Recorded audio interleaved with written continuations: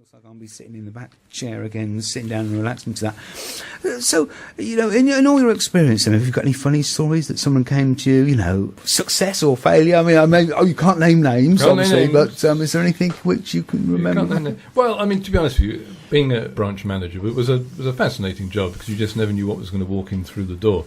We came horribly unstuck on one occasion with, I say horribly, but there was a couple who seemed to have a double-barrelled name, so we thought, they'll be all right things. They've got a double-barrelled name, they're going to be absolutely splendid, and then we discovered it wasn't at all. It was just a couple living together, so that was tricky when that went wrong. Well, why did you lend them this money? Well, I thought with a double-barrelled name they'd be fine.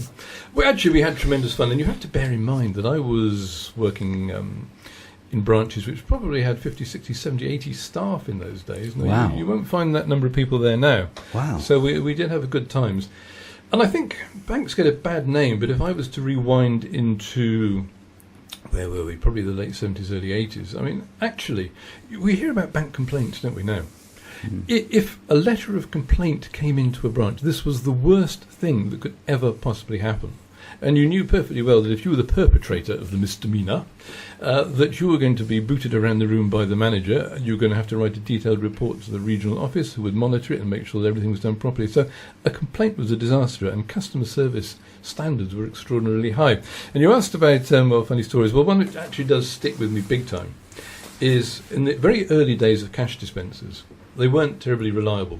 And you can guarantee if it was going to break down, it was going to break down on a Friday, and probably a Friday before a bank holiday.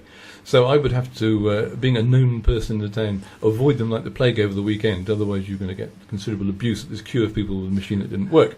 However, it was a Friday, and it was before a bank holiday, and it was about 5 o'clock, and the wretched thing had broken down. Well, not to worry, because we had the engineer in, and in those days, the whole machine would swing away, leaving this hole in the wall. The manager came out, a lovely chap by the name of Frank May, who was fanatical about customer service. So, what's going on here, Tim? I said, well, we seem to have broken down Mr. May, but we've got the engineer here, we'll be back up in no time at all. Well, what are you doing in the meantime? I'm sorry?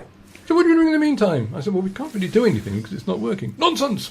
And he dived into the hole, shoved his head out onto the pavement, and said, right, anybody want to cash a cheque? And so we had this queue of people on the payment who were writing cheques. He was passing the cheques in. I was handing over the money, and he was passing the money. So it really was a live hole in the wall. Wow. And we did that for about an hour until the machine was mended again. Now that is customer service. That is absolutely exceptional. It certainly is. There's the time when you wanted your video phone to put that picture on Facebook.